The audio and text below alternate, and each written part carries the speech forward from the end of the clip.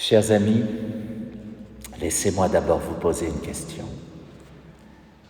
Êtes-vous des saintes et des saints? En tout cas, je vois à certains hochements de tête qu'il y a quelques doutes. Mais je suis méchant de vous poser la question comme ça, parce qu'à cette question, vous ne pouvez répondre ni oui, ni non. Vous ne pouvez pas répondre oui, même si vous êtes des personnes extraordinaires. Vous ne pouvez pas répondre oui, je suis une sainte, oui, je suis un saint, d'abord parce que ce serait un tout petit peu prétentieux, pardonnez-moi, mais ensuite et surtout parce que, vous le savez, une sainte, un saint, n'est reconnu comme tel que longtemps après sa mort. Il faut normalement 25 ans après la mort de quelqu'un pour que l'Église le reconnaisse saint.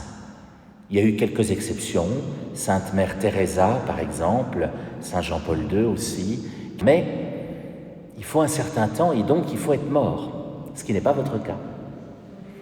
Vous ne pouvez donc pas répondre par l'affirmative, mais vous ne pouvez pas répondre non, non plus, parce que vous n'en savez rien. Vous êtes peut-être déjà en odeur de sainteté, comme l'on dit.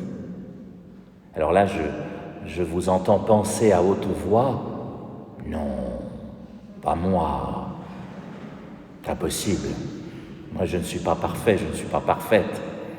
Et vous avez raison, vous n'êtes pas parfait, moi non plus. Personne n'est parfait, seul Dieu est parfait. Mais alors, si seul Dieu est parfait, cela tendrait donc à prouver qu'aucune des saintes ni aucun des saints n'est parfait, puisqu'il n'y a que Dieu qui est parfait. Et figurez-vous que c'est là que se situe l'erreur que l'on commet trop souvent. Penser que les saintes et les saints étaient des gens parfaits. Faux. Absolument faux. Pierre, l'un des premiers saints, a quand même renié 3 fois le Christ. Pardon, mais on est assez loin de la perfection. Une sainte, ce n'est pas une personne parfaite. Un saint, ce n'est pas un homme parfait. En aucun cas. L'Église n'a d'ailleurs jamais dit cela. Au contraire, l'Église a toujours dit l'inverse.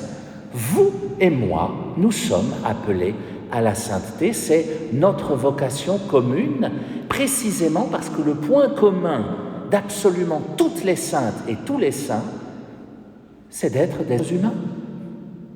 C'est parce que nous sommes des êtres humains que nous sommes appelés à la sainteté et que nous pouvons y parvenir. Dans son magnifique texte sur la sainteté, Gaudete exultate, le pape François l'a très bien redit, je cite, « Dieu veut que nous soyons saints. Et il n'attend pas de nous que nous nous contentions d'une existence médiocre. » Et il écrit un peu plus loin, « Nous sommes tous appelés à être des saints. » Bon, vous me direz, ça c'est bien gentil, mais alors, que faut-il faire pour cela? Eh bien, François le dit aussi, en vivant avec amour, en offrant un témoignage personnel dans nos occupations quotidiennes, là où chacune, chacun se trouve. C'est dans notre vie quotidienne que nous sommes appelés à répandre l'amour et donc à devenir saintes, saints. Dieu nous aime tellement, voyez-vous, chers amis, qu'il n'a pas réservé la sainteté à une élite.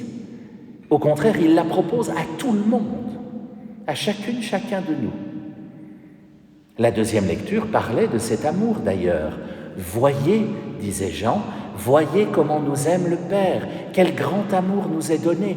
Et il continuait en disant, quiconque espère en lui se rend pur comme lui-même est pur. Ah, ben voilà, un moyen d'être pur, c'est l'espérance.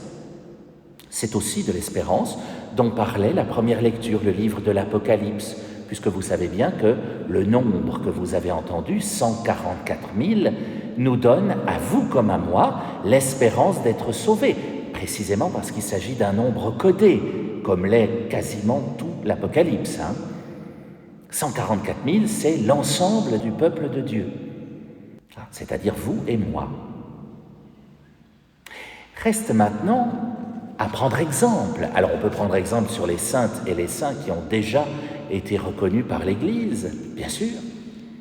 Mais Jésus nous a laissé un plan, une carte de géographie pour nous montrer où se trouvent les saintes et les saints en vie.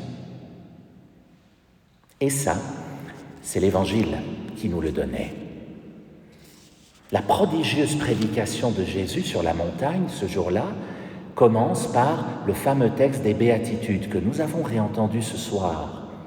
C'est une carte pour rencontrer Jésus dans nos vies, les Béatitudes. C'est un plan pour le trouver à coup sûr. Il suffit de chercher les personnes dont parle le texte. Cherchez les pauvres de cœur. Jésus est avec eux.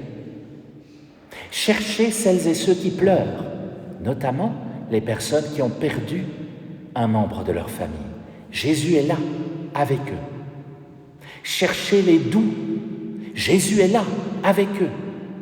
Cherchez celles et ceux qui ont faim et soif de la justice. Vous trouverez Jésus avec ces personnes. Cherchez les miséricordieux. Vous trouverez Jésus également là-bas. Cherchez les cœurs purs. Vous trouverez assurément Jésus. Cherchez les artisans de paix. Jésus sera là, avec eux. Cherchez celles et ceux qui sont persécutés pour la justice. Jésus les accompagne. Cherchez celles et ceux que l'on insulte, que l'on persécute, de qui l'on dit faussement toutes sortes de mal à cause de Jésus. Et vous le trouverez avec eux. Nous avons la carte. Le GPS s'appelle l'Esprit Saint. Il nous guide vers ces personnes.